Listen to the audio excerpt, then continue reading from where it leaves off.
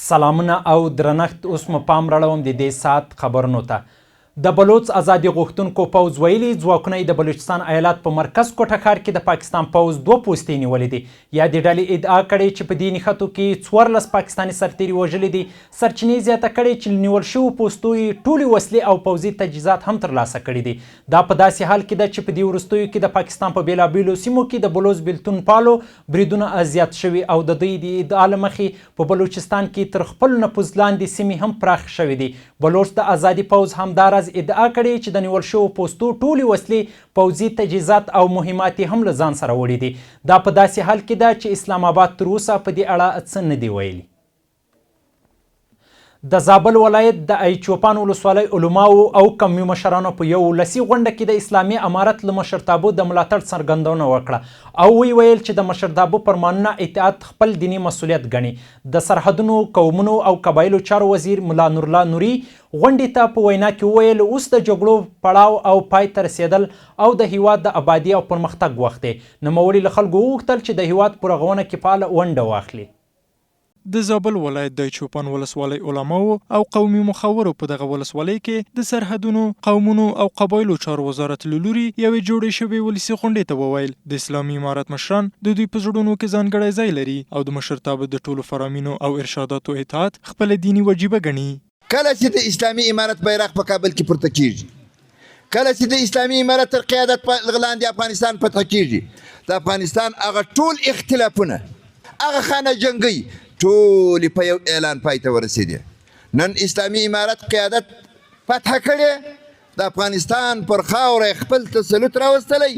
په افغانستان کې که زموږ دوست و که مو دښمن و عام اعلان سو. قوم، تنظیم، سمت، نژاد، منطقه هیڅ شي ته به څوک کار نه کوي. یوازې دپاره د اعلا د کلمت الله به څوک کار کوي. په 100 کلنه دوره کې که مو څونه زحمتونه ګاللي، په بله دوره کې مو ګاللي، په بله دوره کې مو ګاللي، لله الحمد نن مو هغه ارزوګانې تر سره سوې. دغه شی نعمت وبولو او مضبوطې ونیسو، محکمې ونیسو.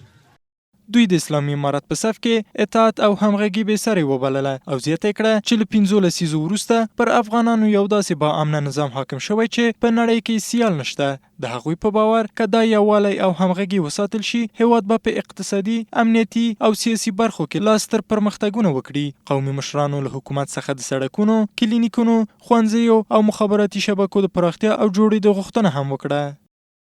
د افغانستان د ولس او د افغانستان د ولسونو حق پر دې نظام باندې داسې فریضه ده لکه څنګه چې پرون جهاد فریضه و، لکه پرون چې جهاد ادا کوو، لکه پرون چې جهاد پر مخ بوي.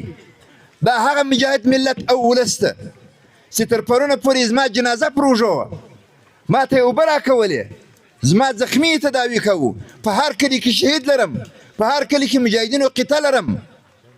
نن بې خدمت ته ځان دپاره څنګه فریضه و وجیبه نه بولم؟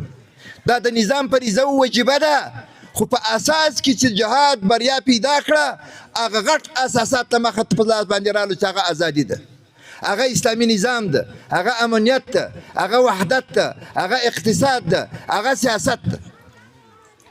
په دې ټولو چارو کې لله الحمد اسلامي امارت نن کامیاب ده. ورپسې د سرحدونو، قومونو او قبایلو چارو وزیر ملا نورالله نوري د غونډې ګډونوالو ته په وینا کې وویل جهاد یو الهي مکلفیت او د نننۍ امنیت، ثبات او آرام ژوند بنسټ د همدې قربانیو په برکت ایښودل شوی دی. هغه ټینګار وکړ چې اوس د جګړو وخت پای ته رسېدلی او د هیواد د آبادۍ او پرمختګ پړاو پیل شوی، نو د هر افغان مسؤلیت دی چې د هیواد په رغونه کې خپله ونډه واخلي. دومره غټې پروژې چې د داود خان په وخت کې په نظر کې نیول سوي وي یا په بل عبارت باندې بررسي سوي وي، په دې 50 کلنه دوره کې څوک نه پروت وانېدی. د جنګونو اختلافونو له وجې څخه چا لاس نه سوی ورغځولی، یا د شرق له بیرې یا د غرب له بیرې، یا د بل د غلامۍ له وجې چې دی به د بل چا غلام و تصرف یې نه سوی کولی. اما نن چې اسلامي امارت بریا راله او فتح یې وکړه، هغه غټې پروژې چې دغه پروژې پر خپلو پښو ودرېږي، لکه قوشتېپې کانال ده، کاسازر یو برق تولیدوي، ټاپي پروژه ده چې هغه به ګیس راولي، ریل پټلۍ ده چې دغه 4 سره هغه پروژې دي. په نن سبا کې به له دې 4 سره پروژو د افغانستان خلک استفاده کوي. 15 ورځې به صبر وکړو، 50 کاله دې په جنګو کې صبر کړی، 20 کاله دې د امریکایانو تر اور لاندې زغملي دي، خامخا به له تا 15 ورځې نورې غواړي. په یوه ورځ باندې ټول مشکلات د نبي علیه السلام اله العالمین نه دي حل کړي. ګورئ موږ به په مشکلاتو تر ډېره حده پورې صبر کوو انشاءالله العزیز. زه دا باور لرم چې که سبا و بل سبا و د افغانستان ولسوالي به بې پاخه سړکه پاته نشي. دا مې باور ده. ښاغلي نوري زیاته کړه چې هغه پراختیایي پروژې چې کلونه یې چارې درېدلې وې اوس د بشپړېدو وروستیو پړاوونو ته رسېدلي دي. نوموړي د یووالي په اړه وویل نن په افغانستان کې د ورورولۍ او اتفاق داسې فضا رامنځته شوې هغه کسان کومو چې پرون زموږ مخالفت کوه نن مو هرکلی کوي او د هېواد د رغونې او پرمختګ لپاره له نظام سره اوږه په اوږه ولاړ دي. د امریکا ولسمشر ډونالډ ټرمپ د کابینې په وروستیو غونډه کې ویلي د ایران تل د خبرو غوښتنه کوي خو پر خپلو ژمنو نه درېږي. په ورته وخت کې د اکسیوس د راپور له مخې ټرمپ په راتلونکو ورځو کې د ایران د انرژي او مهمو زیربناوو پر هدفونو د احتمالي بریدونو ارزونه کوي څو ایران د اوربند په خبرو کې د امریکا شرطونه منلو ته اړ کړي. بل لوري ته د ایران د سپاه پاسداران اړوند تصنیم خبري اژانس د یوه لوړپوړي امنیتي چارواکو له قوله ویلي د ایران پر زیربناوو د امریکا هر ډول برید به لیونتوب وي او تهران به پراخ پوځي غبرګون وښیي. د امریکایي ولسمشر ډونالډ ټرمپ د کابینې په وروستۍ غونډه کې یو ځل بیا د ایران جګړه د افغانستان، ویتنام او کوریا له جګړو سره پرتله کړی دی. نوموړي ویلي چې امریکا په تیرو 5 میاشتو کې د ایران په جګړه کې مهمې لاسته راوړنې لرلې په داسې حال کې چې د افغانستان، ویتنام او کوریا جګړو کلونه دوام کړی و. په همدې حال کې د امریکایي ولسمشر ډونالډ ټرمپ ویلي ایران تل د خبرو غوښتنه کوي خو په وینا یې ډېر ځله پر خپلو ژمنو نه درېږي. ټرمپ وویل د امریکا استازي له ایراني چارواکو سره جدي خبرې کوي خو ادعا یې کړې چې د اټومي پروګرام په اړه له څو ساعته خبرو وروسته ایراني لوري بیا د رسنیو مخې ته د دغو خبرو له ترسره کېدو انکار کوي.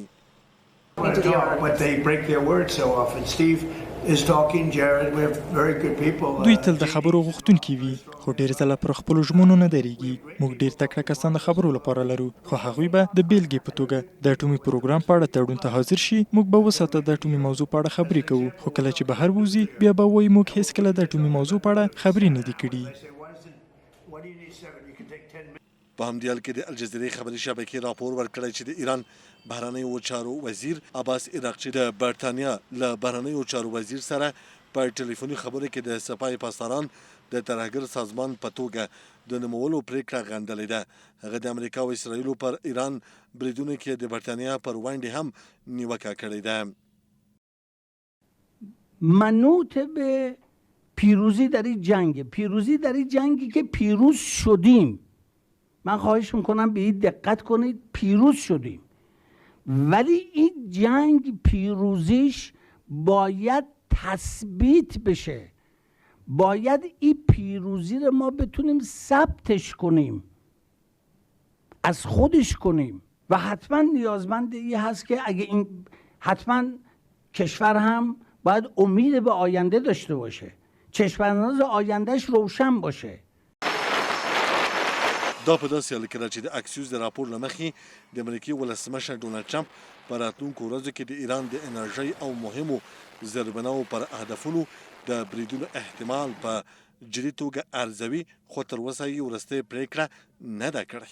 یو امریکایي چارواکي اکسیوس ته ویلي د دغو احتمالي بریدونو موخه دا دی چې ایران د اوربند په خبرو کې د امریکا شرطونه منلو ته اړ کړي. بل لوري ته د ایران د سپاه پاسدارانو اړوند تصنیم خبري اژانس د یو لوړپوړي امنیتي چارواکي له قوله ویلي د ایران پر زیربناو د امریکې برید به لیونتوب وي.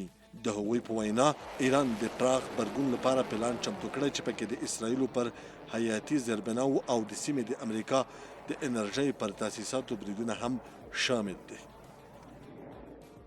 درنو لیدونکو زموږ خبري ساعت په همدې ځای پای ته ورسېد. تر بیا ښې چارې.